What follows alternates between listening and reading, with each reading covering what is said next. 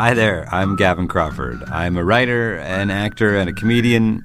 And for the last 8 or 9 years, I have been navigating life with my mother's increasing dementia. Has it been sad? Yeah. Has it been funny? Also, yeah. That's what my brand new podcast series, Let's Not Be Kidding, is about. It's the true story of my life as a comedian, my mom, and dementia. Let's Not Be Kidding, with me, Gavin Crawford. A new 7-part series from CBC Podcasts, available now.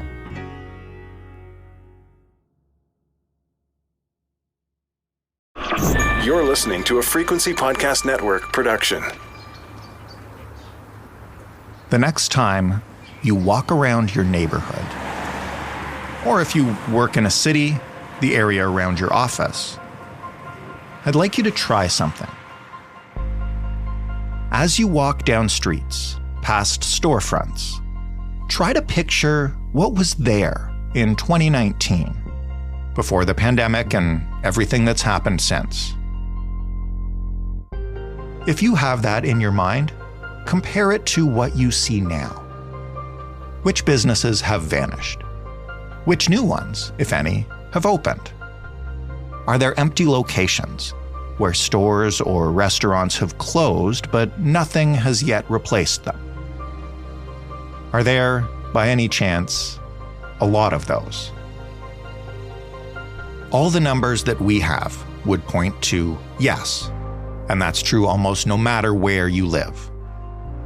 Canadian small business insolvencies spiked last year to a level not seen in more than a decade. And insolvencies alone don't tell the whole story, because a lot of business owners don't declare bankruptcy, they just close up shop and walk away. Now, it might be worth hoping that the worst is behind us. The lockdowns of the pandemic are almost 2 years in the past.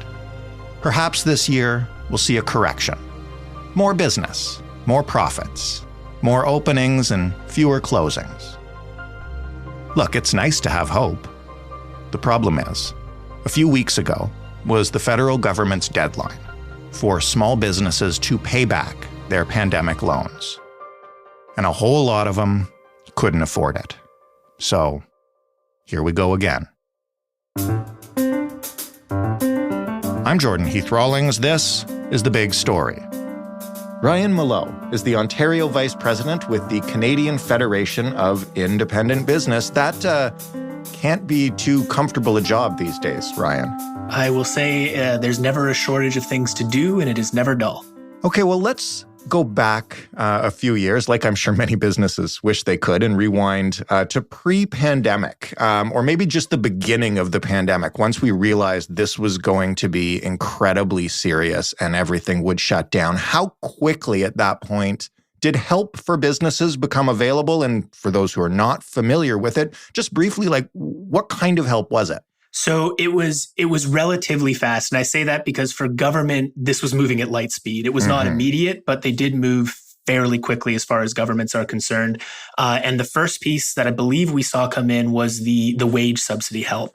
And one of the main drivers on that, aside from organizations like us at CFIB, was we started to see other countries do that very quickly. Denmark got on it fast. Sweden got on it fast. The UK, Australia, Ireland. And so we noticed an immediate need for that. So the original program was a 10% wage subsidy coming from government, which was immediately businesses were saying not remotely enough, not going to be helpful. And we saw that climb quickly to a 75% subsidy. That was the first piece that came in within a couple of weeks of the first lockdowns. And as it became clear that these lockdowns were going to drag on and that people were not coming back on foot traffic to retail stores or other businesses quickly, what else was made available? I'm asking this now to set the table because we're going to talk about them all vanishing. Absolutely. So we saw 3 main programs join the wage subsidy. The first that a lot of individuals will be familiar with is CERB, and that was the individual benefit to help with people who weren't working, who were between jobs, or who were not affected by the wage subsidy portion. The second one, which came in a little bit later and not as quickly as I think as we would have liked, was the original program, I believe, was called CCRA. It was the rental assistance program for small businesses. Again, you've been locked down by government, your rent is still due. There was some help that was provided from that. Mm-hmm. And then, of course, the third one, which is the one that we've been focused on throughout the last couple of years, was the CEBA loan. And that was at the time, an up to $40,000 loan to help businesses sort of bridge the gap from being shut down to reopening. And the deal there was that you would get $10,000 of that forgiven as long as you paid 30 out of the 40 by the deadline. Late in 2020, I believe, there was an extension to that, or an addition to that, which had added another $20,000, another 10 forgivable, totaling up to a $60,000 loan, $20,000 forgivable if you paid it by the deadline. How well did it work? And by that, I mean, can we tell now with hindsight what would have happened without it, what we'd be looking at if this money hadn't been made available? I think it's not a stretch to say that these programs were absolutely essential at the time. I think too, and it's tough to remember all the way back into 2020 because the years seem to all mesh together. But when those first lockdowns were announced, and I'm from Toronto, and so my remembrance was we killed St. Patrick's Day, right? We wanted to make sure the restaurants and clubs were closed for that. When that first happened, everyone was talking about a couple of weeks, right? We just need 2 to 3 weeks to close.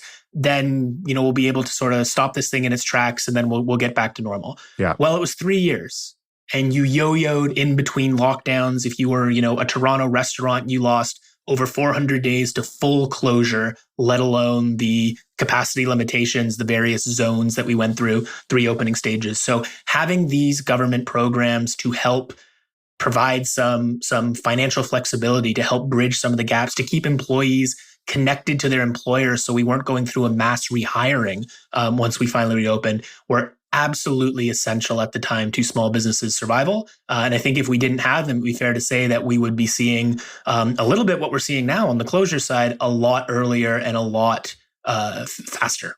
How long did those programs stay in effect, and give us a sense of where they are now and how it compares to, as you mentioned, the ebb and flow of pandemic closures. We are now fully reopened. We are still technically in a pandemic, but how long did the government aid continue as the pandemic did? So the programs generally lasted through 2022.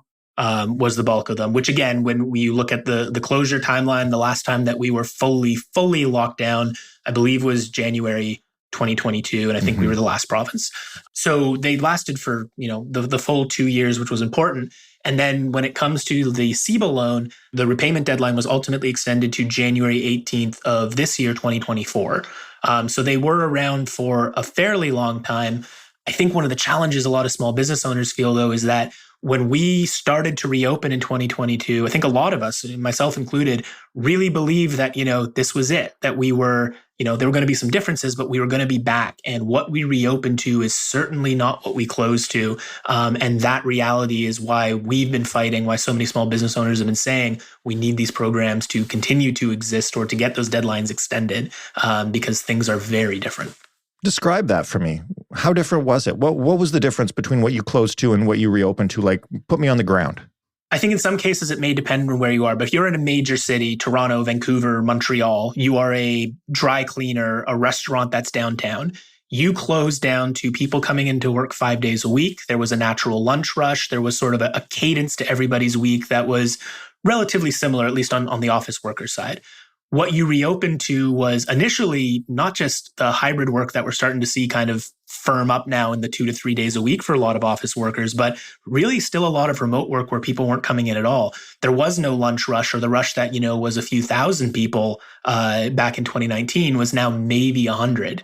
That's a huge, huge difference when you had built your business around the cadence of the work week and now the work week's not there. The other side of that was we opened to start seeing a cost of living crisis really take hold. We saw inflation skyrocket, which had impact on all of us as consumers, but a huge impact on businesses as well, which started to affect spending. So restaurants that were really relying on people being excited to get back out, to, get onto patios again, to go out to eat again, were finding that people didn't have the same kind of disposable income, that instead of going out maybe 2-3 times a week, it was once a week or once every couple of weeks. That had a major impact too. So there was a whole psychological change, let alone financial reality change, that was really there when we reopened as well. Let's talk about the financial reality then. These programs went up to, most of them, the end of 2022. What was 2023 like? What was last year like for small businesses in Canada? So I think there was some optimism heading into the year that, this is the first year where we are really, from a business sense, free of the pandemic, right? We're not entering the year into lockdowns. There isn't really a threat of lockdowns happening. This is going to be sort of the bounce back year. And what we saw was, we measure small business optimism at CFIB, and we saw optimism kind of crater within the first couple of months of the year because we started to see interest rates starting to creep up. And that was having a major impact, again, both on consumer spending and on business operations. We started to see, not just the realities of it, but also the psychological hold that, the threat of recession was very real. And that's having an impact on people as well. And we're just not seeing consumer habits return, not seeing consumers themselves return. And suddenly it was a very worry, I think, is sort of what took hold in the small business community that, not only are we not going back to where we were, but that this new reality that we're in is sluggish and is going to stay that way. And that's going to force a lot of difficult decisions for business owners. Can we quantify this new reality? Like, what kind of sense do we have of how much consumer behavior has changed, what revenues are like for businesses? I understand it vary industry to industry, but like when you look at an area of businesses as a whole, what's missing? As much as we can, we're surveying our members, trying to get a feel for their day-to-day, month-to-month on the ground. And we know that about only half of businesses are sort of back to what they would consider normal revenues, sort of pre-pandemic revenues. We know that, from a foot traffic sense and those like the office towers have fallen into their cadence in downtown cores where the 5 days a week just isn't coming back, and that's sort of plateaued. We know that even with the benefit of having some time, small business pandemic related debt is still sitting around $90,000, $100,000, which is more than the entirety of that $60,000 CEBA loan. So we know that there was additional debt that was taken on. And now we are starting to see, insolvency and bankruptcy numbers come out, which are worrying, but also importantly, only tell a small fraction of the story, because we know from surveying our members that only about 10% would go that bankruptcy route if they're going to wind down their business. A lot of them, about 43%, just close it down, sort of go quietly into the night. So I think we're starting to see the ramifications of the businesses that, thought they could make a go or have tried to make a go and decided they couldn't. But I think we're still very much at the beginning of that story, not the end.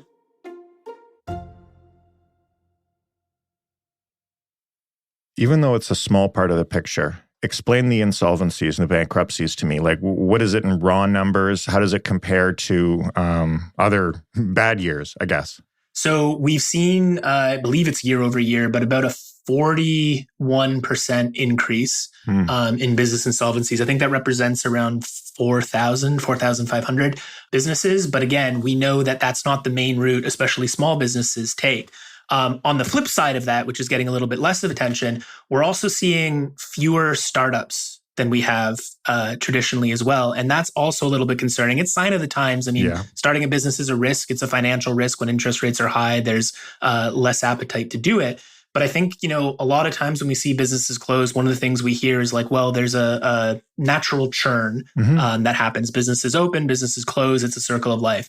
That is absolutely true. That is something that happens. But I think what we're seeing with this uptick in insolvencies and sort of the feeling that a lot of us have as we walk around downtowns, be they large cities or more rural or smaller areas, where we're seeing businesses close, is that this is not just business decision. This is not the case of, it's 2024 and someone opened a pager shop. Bad business decisions happen, but that's not what this is. This is the consequences of 2+ years of yo-yoing into lockdown, of being completely shut off from customers, of allowing big businesses to be open a lot of that time. And so we sort of forced a shift in consumer habits, really coming home to roost. How can you determine how much of these closures are driven by the aftermath of the pandemic, the end of the support programs, and et cetera, and how much are driven by the natural ebbs and flows, because I know we're in an ebb now. You've mentioned the interest rates, which obviously impact both consumers and businesses. People are not spending as much money. Those things happen, and they have happened in the past. And I would assume you would see insolvencies and closures tick up as well. And, there's a difference, I guess, between the unfortunate timing of this affordability crisis and the lack of support coming out of the pandemic. Yeah, it's hard to really parse it out and to say exactly, which one was which. It could be, did a business take on a lot of debt during the pandemic? Yes, but had we not been in the under the inflationary pressures and the interest rate pressures that we've been under, would they have been able to make a go of it after? Possibly. It's unfortunately not the reality that we're at, so it's hard to tell. But we know that heading into that January 18th SEBA deadline, our numbers showed that about 20 to 25% of businesses were not going to be able to pay it off. And when we hit that deadline, the government's own numbers back that up. So I think it is very fair to say that the uptick that we're seeing is a result of some of the programs ending, the pandemic pressure sort of finally becoming too much. How much of it compared to the other ebbs and flows, how much of it is because we are very much in an ebb right now, that's tough for us to parse out. It's tough for StatsCan to parse out too. But I think it's all very much factoring in. So obviously 2024, starting with the repayment deadline for these loans, does not augur well for the year to come, I guess. You mentioned this deadline is something the government had already extended previously. Had they been asked to extend it again and determined that they would not, what have they said about making this the deadline and why? Yeah, so we were at the forefront of asking for a deadline extension. We wanted to see to the end of 2024, give business owners another year to be able to get at, importantly, that forgivable portion, right? There is a pretty sizable difference from paying off $40,000 of a loan and not having to pay the remaining 20 because it was forgiven versus taking on the full 60, which is what happens if you miss the deadline and had the loan.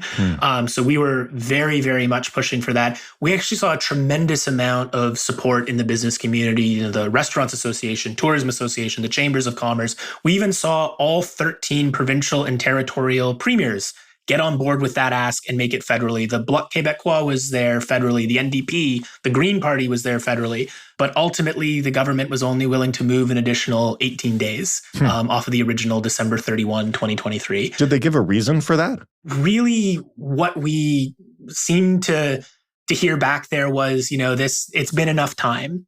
They felt that they'd been flexible enough that they're really wanting to move on from this. And look, I, as much as anybody out there, would love to stop talking about the pandemic. I would love to put it in the background. But the reality is, for a lot of small businesses, that impact is still very much there. So many of them lost so much time. I mean, we talk a lot about, restaurants get a lot of attention. Retail gets a lot of attention. Gyms were closed for the same amount of time. If you were an event space, you were not at full capacity for, it was almost 3 years.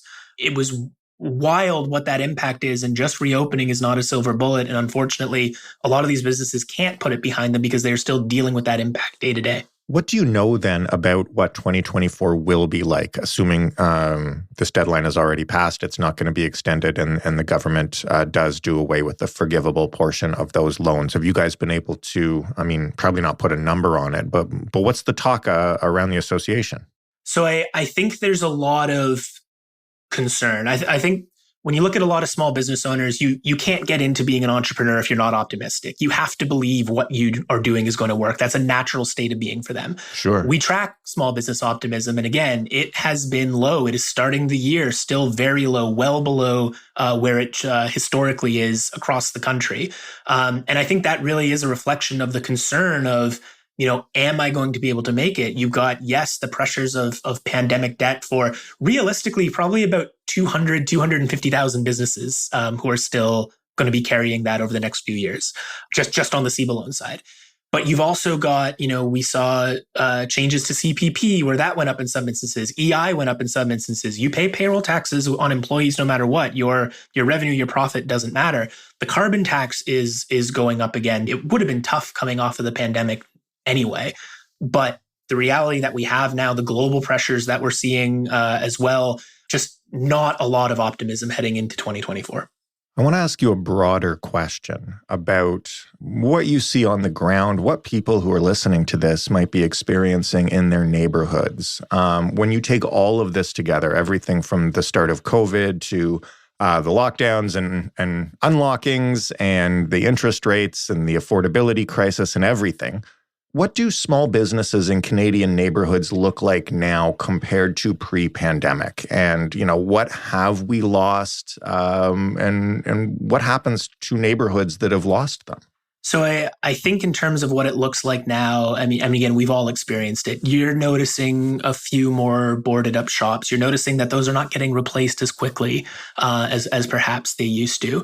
But I think you see it too when you're, out and about when the weather is good, when you're out and about in the community where there's not as many people necessarily as there was. The buzz isn't quite there. And again, it's a reflection of the cost of living pinch that we're all going through. But it is having an impact. And I think a lot of the times, governments, people, we tend to focus on sort of the numerical impact, right? And that is not good.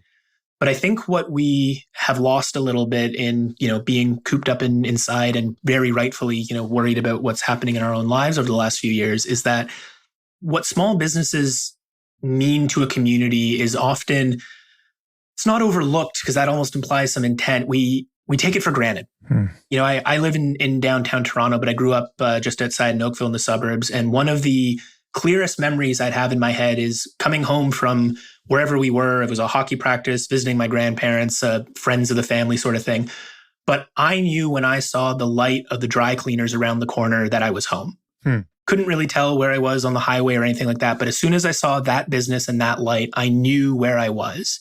And that is true for so many people across the country. Small businesses are markers. There are meeting spaces. They are the names on the back of our kids' hockey sweaters or baseball jerseys. They are ingrained in the community. And when you lose one, you are losing a small piece of the community soul. And that is something worth marking. And as best we can, it is worth something worth avoiding because while there may be a business that replaces it, it may, a coffee shop may be another coffee shop. It's not the same. And that needs to matter.